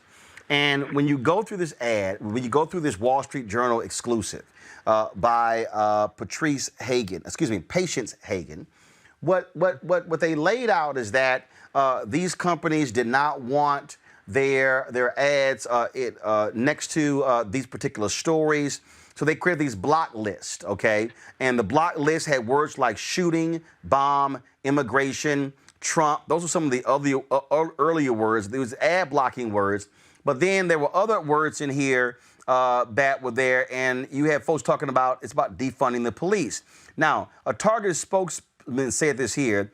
The ad blocking does not discount the importance of reporting on the topics like Black Lives Matter or the murder of George Floyd. It's intended to acknowledge that the person consuming that content may not be receptive to a marketing message from a mass retailer like Target at that time. Target stands with our Black team members, guests, and families. Yeah, but here's the problem. And this is why this impacts us. So, and I can tell you this for a fact. When we do this show, when we click end, this show then is reviewed by YouTube. A determination is made whether we can monetize this show. And so we'll be told that because of certain content in the show, it can't be monetized. So we can have a great show seen collectively with our restreams by 2, 3, 4, 500,000 people, but make no money off of it because of certain content. Now, if you're NBC, CNN, the rest of these companies, that's no big deal to you. You're earning billions. But Black media, who covers protests every day, shootings every day, police brutality every day, this has a negative impact on us. This is also what I will call economic redlining. And I dare say, Mustafa, this is a new technical form of the non-urban dictate that we heard about years ago, where the employers would say, yeah, don't run my ads on urban platforms. Yeah, it's a way of controlling the narrative, and making sure if the stories that actually are real and matter and is what is actually happening in our country, in the streets, you can't tell those, or you have to limit the amount that you tell those because it is linked to funding. So, people I hope people understand there are some smart people who are making these decisions about how they control you, how they control the narrative, how they keep power. And one of the ways is by making sure that, these narratives fit what they think America should look like. Because they know if people understand the trueness of what's actually going on, then they're going to demand change. So this is just one of the other ways of controlling what you hear, what you think, and then the outcomes from that. I love this here about this Target spokesman in this article, Avis, that the ad blocking, quote, does not discount the importance of reporting on topics like Black Lives Matter. Here's the problem. If you block the ads from people like me, I can't afford reporters. I can't afford to do the news. And again, and in fact, this article says that, hold on one second. Let me read this here. The article says that, and this is according to, this is what it says from Vice Media. Black Lives Matter coverage was Vice's most popular news in June, yet commanded ad prices 57% lower than news about other topics because so many brands are actively avoiding placing ads in those articles. This is a real life example of institutionalized racism. If anyone wants to know a prime example, you might as well put that in the dictionary right beside that phrase. This is a prime example of what that looks like. And it also kind of reminds me of a discussion that I had earlier today. I was on a summit today, a virtual summit with various representatives from various corporations, and I talked with them about the fact that they all seem to enjoy in this PR pile-on of making a loud declaration that Black Lives Matter. But what will they do beyond just reciting that phrase in order to stay somewhat in tune with the direction of where public opinion has been going recently on this issue? When you see actions like this, what that tells you is a lot of these same corporations that put out these wonderful tweets talking about how Black Lives Matter, or they'll even have their own little social media campaign around the phrase. When it really comes to where the rubber meets the road, in terms of really what they are doing to really support or suppress the focus on issues that matter to Black lives, this tells you where they really stand. I want more, and we should demand more than these self-serving declarations from corporations, which are really putting those out there so that they can have some sort of cover such that people will continue to buy their product. I want more than that. What I want from them is to live by that statement. And by doing this, they are doing exactly the opposite of that. Yep, that's exactly what we are looking at. Now, folks, the WNBA and the Women's National Basketball Players Association announced their new platform, the Justice Movement, as well as the creation of the Social Justice Council. Now, the new platform will serve as a space to continue the necessary conversations about race, voting rights, LGBTQ advocacy, and gun control amid other important social issues. Now, what's been really interesting about this is that Kelly Loeffler, the U.S. Senator from Georgia, is a co-owner of the Atlanta Dream. She has been extremely vocal against this particular movement. Well, her players have fired back at her, making it perfectly clear they don't care what she thinks. In fact, the Players Association has also said kick her out of the league. Now, the WNBA said she has not been a governor of the team since 2019, and they are moving forward. But it certainly is showing you exactly how owners give their opinion. Now, in her case, she's actually a sitting politician, so don't be surprised. This is also part of the whole game that is played. Joining us right now is WNBA player Sydney Colson. She plays for the Chicago Sky. Fellow Texas A&M graduate of mine has led them to, of course, a national championship. I was there to watch it happen. What up, Sydney? What's up, Roland? How are you? Good to see you. So, so you got Kelly Loeffler not happy at all, and her players are like, we don't give a damn. We don't even we don't care what you think. This matters to us. Yeah, I mean, hearing her even say that Black Lives Matter doesn't align with a league that's 80% Black women is just like very weird. like it's almost elementary to even have to explain the statement Black Lives Matter to people, but to say something outrageous like that, she's essentially just doing anything to appeal to her base. There's really not much for me to say about her. I mean, Trump endorsed her, so I feel like that's where the buck stops.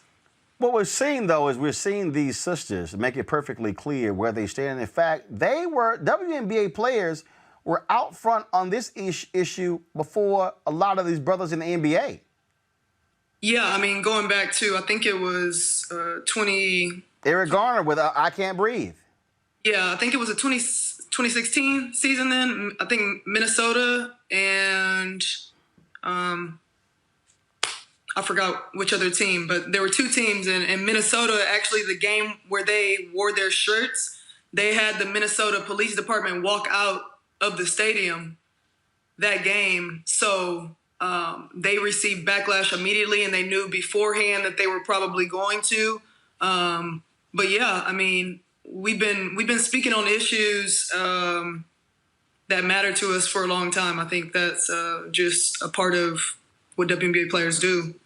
Is it also important to send this message that how you use your platform and the fact that you see a lot more, I think, team unity on these issues, even from non-Black players in the WNBA, than really what we're seeing in the NBA. That's what's really, I think, is important. People need to understand. Yeah, I mean, I think that what we've seen with George Floyd's killing being televised, and with Breonna Taylor being talked about, even though it's faded somewhat, I think witnessing somebody's death like that and hearing the words that he was saying, I think it struck people in a different way than them just hearing that, oh, Black people are being killed by police, but they're like, out of sight, out of mind. I'm not really seeing it, so it's not affecting me. But this has changed people, and I think the fact that non-Black players in the league, they are friends with us, they're our teammates, and when something hits close to home and it hurts somebody that you care about, then it now becomes like your own pain. So it's sad that this is what has had to spark this, but hopefully something good is going to transpire because of it. Absolutely. Questions, Avis, I'll start with you. Yeah. What plans do you as a team and maybe even as a league have to take sort of collective action against her? Are you planning any protests? What exactly do you have on in your agenda in order to make your voices heard in an even more profound way, and possibly even a way that could hurt her pocketbooks? And that might be the only thing that she would ultimately listen to. Right. Yeah, people like that, that's what they hear. But great question. I mean, we just started a social justice council in the WNBA, and it's for us to focus on social justice issues that we can address within the bubble. And we'll be talking about gun control, voting rights, racial injustices, LGBTQ rights, mental health awareness. Like, we're trying to do a lot of things to educate us within the bubble, but specifically about her, we realized that, like, once we had responded, which we knew we had to do because as Black women and even non-Black women in the league, what would it have looked like if we didn't say anything? Because you're a co-owner of a team and this is ridiculous. But we had a chance to speak to Reverend Warnock, who is running for a special election in Georgia. And we realized, okay, we're being used as pawns by her for her to appeal to her base more and make Black Lives Matter be the Marxist, terrorist, whatever they're saying that it is. And so we decided we're going to go hard with making sure that she doesn't get reelected, not reelected because she was appointed, making sure that she doesn't get elected as a senator. So we think if she doesn't choose to sell the team or stop being an owner, then it would be much more powerful to not have her making decisions over Black lives in Georgia. So we're going to be really promoting people getting out and voting, and even if it's not for Reverend for Warnock, like just figuring out who do you want to go hard for and make sure that she's not a senator? Mustafa. What can fans do to be supportive of the movement that you all have going on? Great question. I think just like follow the league, follow the players that are speaking about the issues. I think it's really important for people to continue to talk about Breonna Taylor. I had a chance to speak to Kimberly Marshall, who's like co-founder of the Say Her Name campaign, the other day after I did an interview, and it was really like fate that we even linked up. So she just explained to me like how what we all know is that women sometimes are getting overshadowed when we're killed from police brutality. So a League of Women, we're really pushing this season to make Breonna Taylor's name and Say Her Name be something that is talked about, and that we make sure that we are putting pressure on the Attorney General and all of the people who can make sure that her murderers are held accountable. So keep saying her name and support the W. All right, then. Well, look, great job. Keep it up. And, of course, and keep up with these crazy-ass videos you keep posting on Instagram. I will. Thank you for having me, Roland. All right, Sydney, thanks a bunch. I appreciate it. Okay. All right, folks. Got some good news here. Guys, do you hear the audio playing right now? We're making reasonable and responsible decisions in the best interest of public health. In Mississippi over the weekend, protesters showed their So, folks, what you're listening to is iHeartRadio's iHeartRadio's Black Information Network, of course. They, of course, announced that network a couple of weeks ago.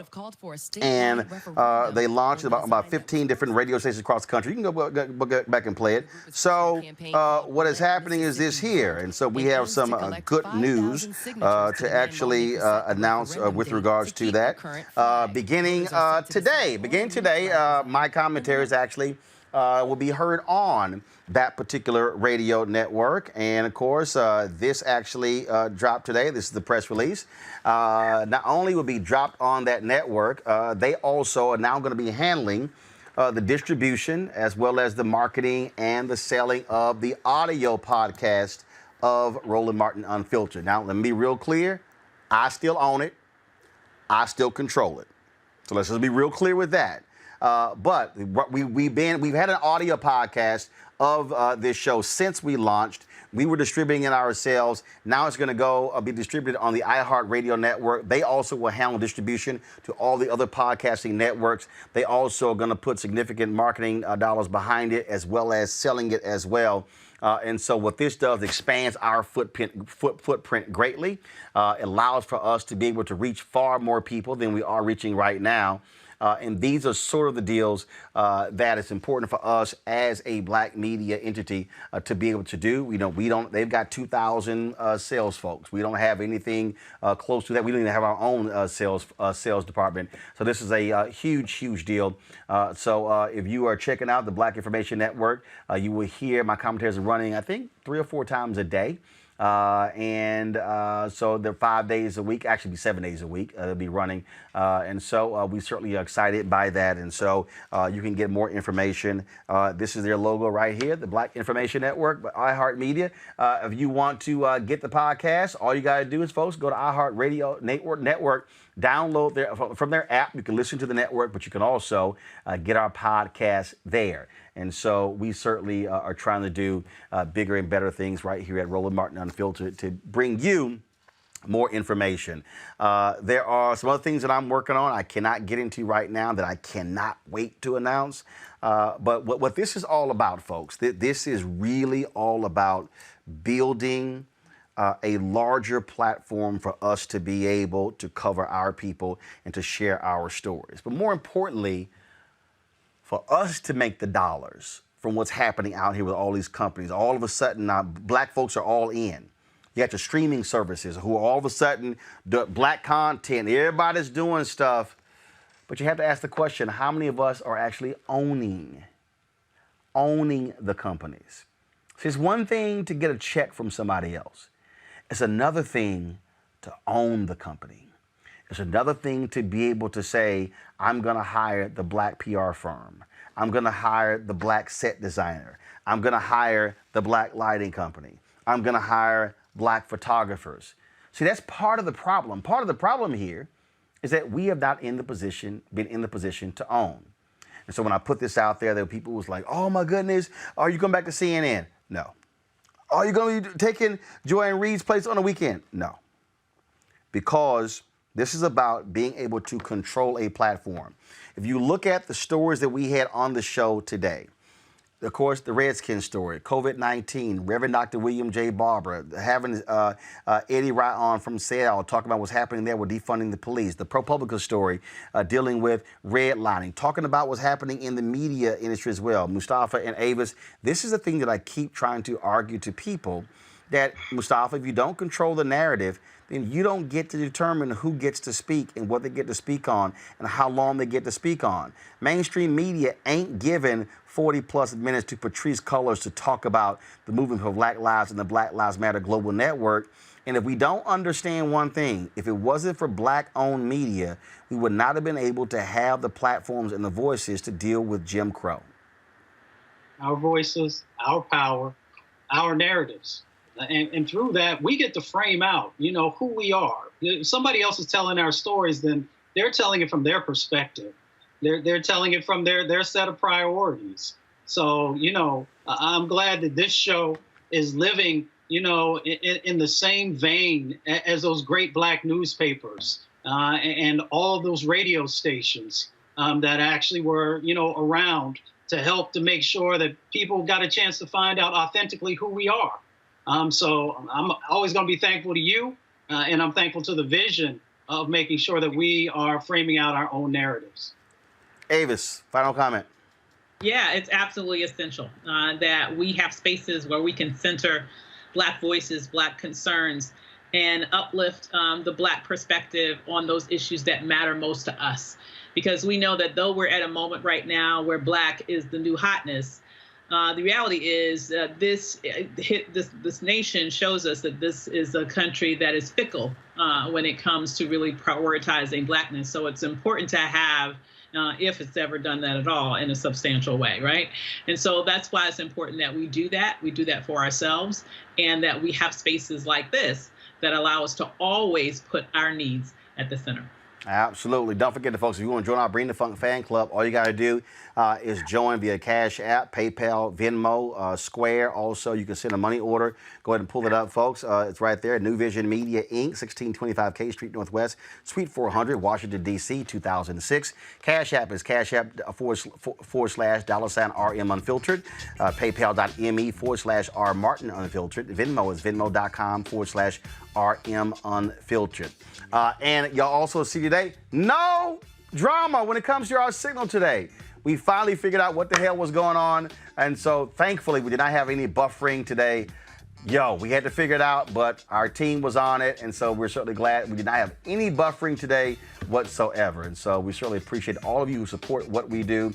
Again, for the 5,224 people watching us right now on YouTube, please join our fan club. Your dollars make all of this possible. I would love to be able to hire 2 and 3 and 4 reporters, more people who can also edit our video and drive the stuff out. But we only have a very limited staff. Your dollars makes all of that possible. And so please, we ask you to join our Bring the Funk fan club.